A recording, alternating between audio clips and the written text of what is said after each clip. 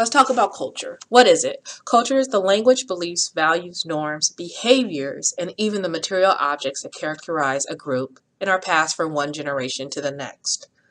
Culture is significant because it serves as an important source of conformity within society. Right? Through culture, we learn norms, right? The rules or expectations for our daily lives during our childhood.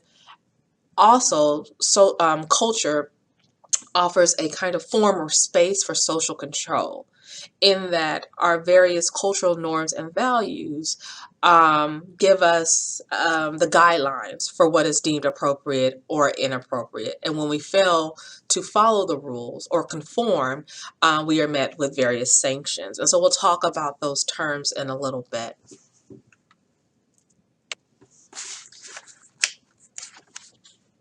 So understanding culture. I just give you the definition, and we're going to look at 5 characteristics of culture, if you will. The first are values.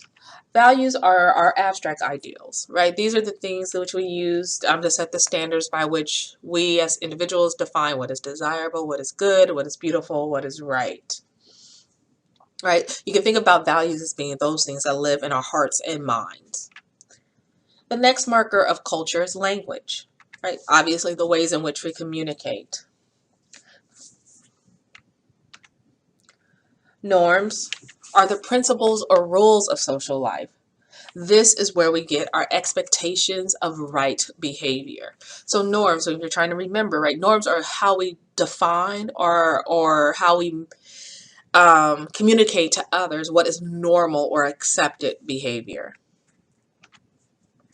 Symbols. Symbols include our nonverbal communication. It could be the nonverbal cues we use when we use our body language to convey a particular message. If we feel close or perhaps intimate or comfortable with the individual, we may move closer in proximity to them. Other ways that we use nonverbal communication might be a mother to a child shaking her finger without having to say a word to reprimand the child. All of these things are symbols of nonverbal communication. Or if you remember my example from the other lecture where I talked about how something like a kiss carries various meanings dependent upon the social context and the individuals involved. And finally, material goods. These are the physical objects created by a group that influence the ways that people live. Okay, so let's take a closer look at what we call material goods, or material culture and non-material culture. Again, we'll be paying particular attention to this last bullet of material goods. So then what are some examples of material culture? These are the things that distinguish a group of people, right? This could be art, architecture, weapons, utensils, the tangible, right? Those things that we can touch, machines, clothing, technologies, those things that people use to distinguish themselves as a group of people, right? That are reflective of their culture. The kinds of the various cuisines that different cultures have and share. All of these are examples, again, of material culture. Then what is non-material culture, or what we often call symbolic culture? Non-material culture are those things in many ways that we can't touch, right? It is non-material culture refers to a group's ways of thinking. It includes its belief systems, its values, and other assumptions about the world. Non-material culture is not only then the way we think, but also the way we act, right? So language is a form of non-material culture, right? Because we can't touch language, if you will, but we definitely can see language manifested through our actions. So we can talk about a concept like love or nurturing, but we can see it acted out in various ways dependent upon the nature of the relationships that we might have, right? So love between an individual and their grandparent, right? A hug, a smile, that is language put into action. Right? The same thing about anger, right? That is an emotion, but then the way it is expressed, right? These things are part of non-material culture, if you will. Central to understanding non-material culture is the concept of the term ideology, right? Ideology is a body of doctrine, myth, belief, etc. that guides an individual, a social movement, an institution, or even a large group. And we tend to think about ideology when we hear about various political agendas, but ideology can also refer to one's religious or spiritual ideals, right? These are all ideological constructs, right? They guide the way that we live our daily life.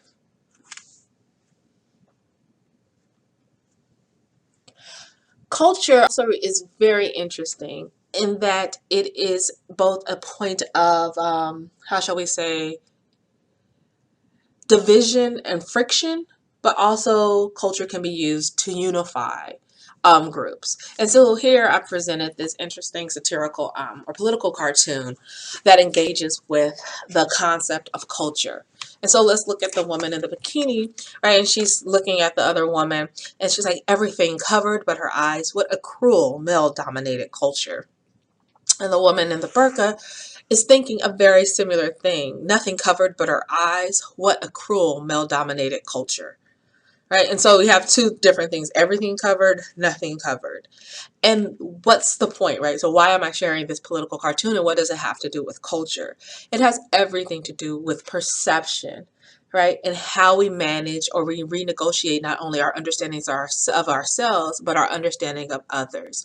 And so I want to use this cartoon to introduce two concepts that are really important when we talk about how do individuals or how do social groups manage or evaluate groups and individuals that are different from themselves. These two terms are following on the next slide.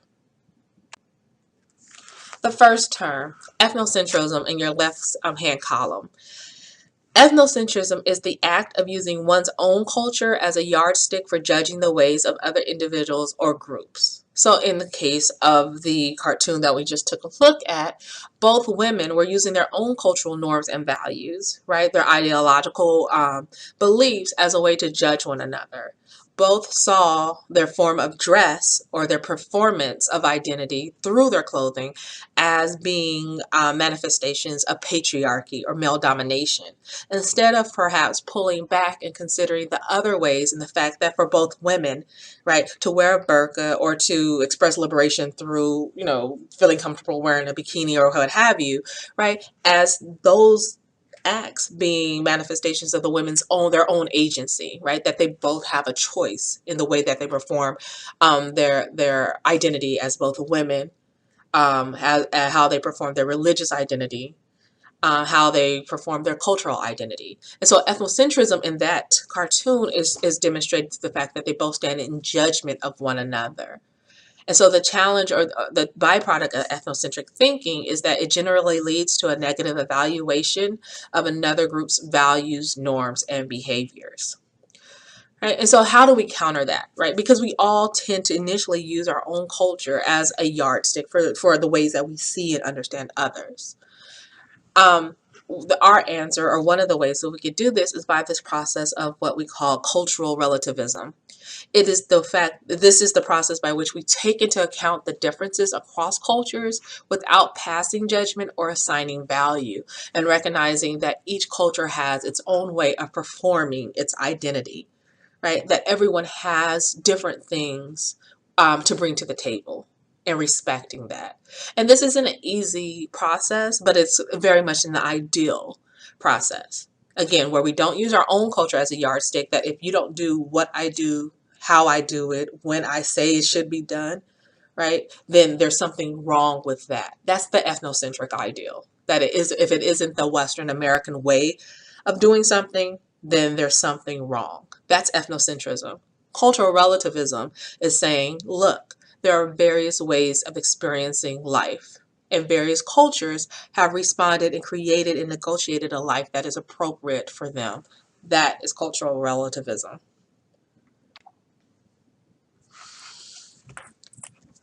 Another key term from the chapter is culture shock. This is the disorientation that people experience when they come in contact with a fundamentally different culture and can no longer depend on their taken for granted assumptions about life. And so I'm sure if you traveled abroad, you've experienced culture shock and becoming reacclimated with a different country and a different culture. But I would also encourage you to think about how you might have experienced culture shock just traveling through the state of Pennsylvania. right? Moving from urban centers to suburban areas to perhaps more rural areas. You come in contact with various people, and that for many, you can experience this level of disorientation in your own backyard.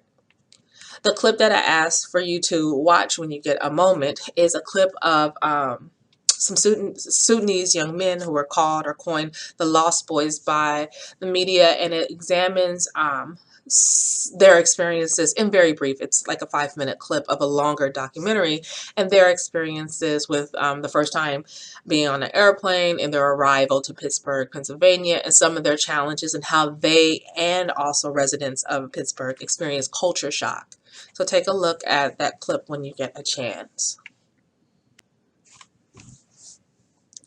Also in this chapter, there's a conversation, right, about the power of language, and you're introduced to the Sapir-Whorf hypothesis. And if you've taken communication classes, I'm sure that you've delved into the Sapir-Whorf hypothesis in greater detail. But here, the importance or significance is that we use our words in order to make sense, right, of our everyday lives. And that language plays a particular role in how we manage and deal with one another, right, how we make sense of our world. Also in this section on language is a conversation about gestures and how we use our bodies to communicate with one another.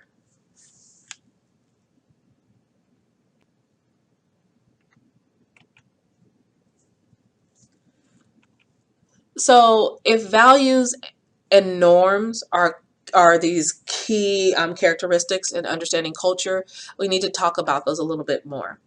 So in the case of norms, right, these are our principles or rules of social life. There are kind of 3 types of norms, if you will. The first are folkways, and these are norms that are not strictly enforced. So these are things that we expect people to do, or we hope that they do, but if they don't, they're not going to be imprisoned, they're not going to get arrested. If anything, the fate that they'll suffer is being judged by you. So this might be the difference of someone choosing to take their shirt off, particularly a male, right, taking off his shirt on a hot day and walking down the street. You might have wished he didn't, but there's no enforcement that would force him to put on his shirt, right? Or when you walk in the door, when your arms are full and someone's walking ahead of you and into a doorway, and you would expect them to hold the door open, right? This idea of common courtesy, but if they don't, right, you might think to yourself, how rude, but there are no other ways of sanctioning their behavior, right? That's a folk way. Things that we don't strictly enforce, these are just things that we tend to expect, common courtesy, things we expect people to do. Those are folk ways. Mores are more significant norms, if you will, and mores, I know it's spelled mores, but it's pronounced mores. Norms are those things that are essential to our core values as a society. And we tend to very often link our mores or the violation of these mores with legislation that deems these things a crime. For instance, in extreme cases, things like murder or the respect for humanity or human life, right? That is a norm, that is a moral right, and a violation of that would be murder or the taking of a life. And so then we also would see that as it legally is deemed a crime. And so you see how then the public responds to violation of mores. Your textbook offers more examples of this. And then finally, and the mores are also important because they ensure, to a certain extent, that we conform, right, to what the larger society views as most important. Right, so this picture is actually from your textbook. So the violation of mores is considered a serious matter. This streaker at a cricket match in Brisbane, Australia, was knocked to the ground and arrested. And so here he has numerous violations, and the fact that he's nude, it's a public space. If it was the U.S., it'd be a violation of FCC regulations.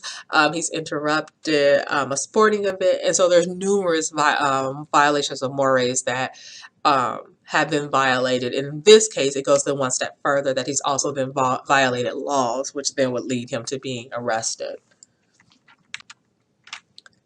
All right, and then the final along this spectrum, if you think about norms, as a spectrum from folkways to being those things that we don't really enforce. And this was really about like whether or not a person has quote unquote home training, to the more serious mores. At the very end of the spectrum would be what we consider or call taboos. And these are violations that are so counter to what a society holds true and deems as correct, that it causes intense reactions and sanctions are severe. And most often the example we use in Introduction to Sociology is a taboo would be something like pedophilia or incest, right? These things that most cultures have or deem a taboo.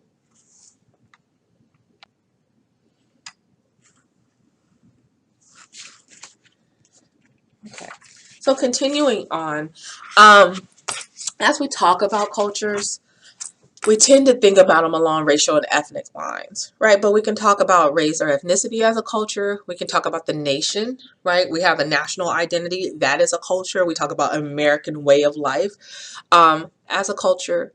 We could talk about religion, right, as having its culture.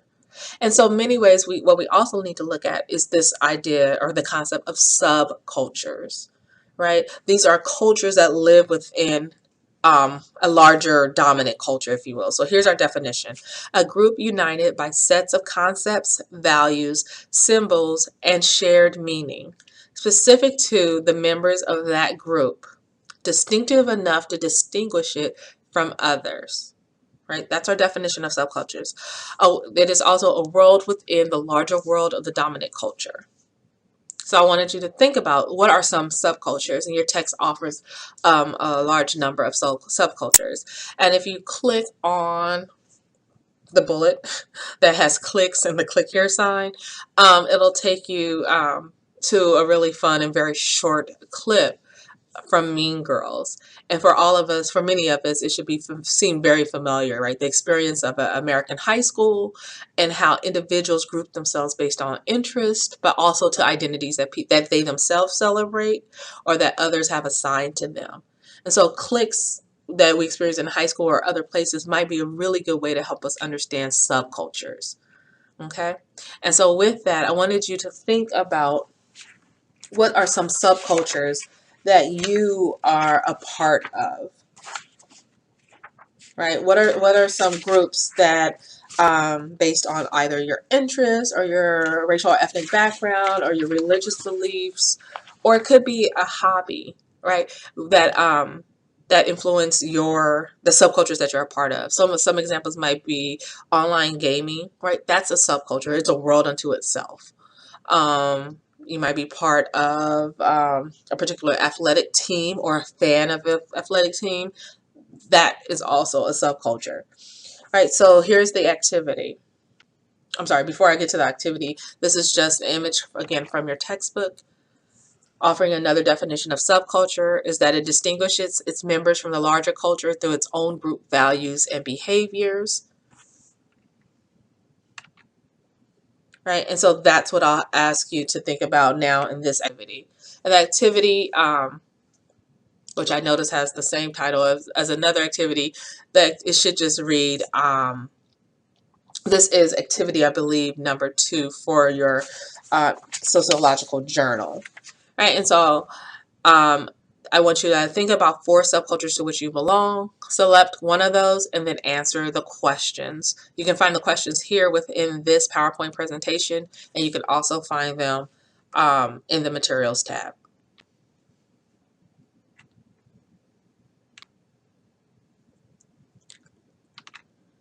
I'm going to conclude this portion of, or this chapter 3 presentation by quickly talking about value contradictions. The idea that that every group, every person, if you will, has various values, right? Those things they hold true and believe in with extreme fervor. But that oftentimes we as individuals, as human beings, are complicated. And there are times in which our values contradict one another. Right, so in the case of the history of the U.S., right, central to our beliefs as a nation is this idea of equality. Though for so long, for centuries, right, the ideal of equality was promoted, but it was not practiced. And so that would be an example of a value contradiction.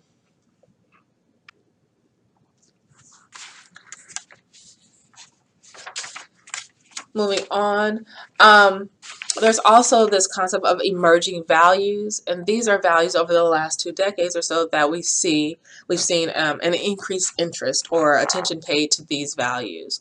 Leisure, self-fulfillment, physical fitness, youthfulness, concern for the environment are all, again, what we're calling emerging values. And so take a look at this photo. How does this photo reflect the 4 values in the emerging value cluster? Right? We can think about this as someone or people performing yoga, so they can be doing this for leisure as a way to relax. Seeking enlightenment or self-fulfillment. It is also good for one's body and to maintain a level of physical fitness. And many feel as though the more active or physically fit you are, the more youthful you'll appear, not only on the outside, but also on the inside, right? Particularly because arguments have been made that if you are able to reduce your stress, oftentimes through physical fitness, then that stress won't show up as wrinkles, if you will, on your face. So this is, again, these are referring to emerging values that we've seen across the U.S. in the last 20 years or so. All right, finally, I'm going to close with a conversation about what we call cultural universals.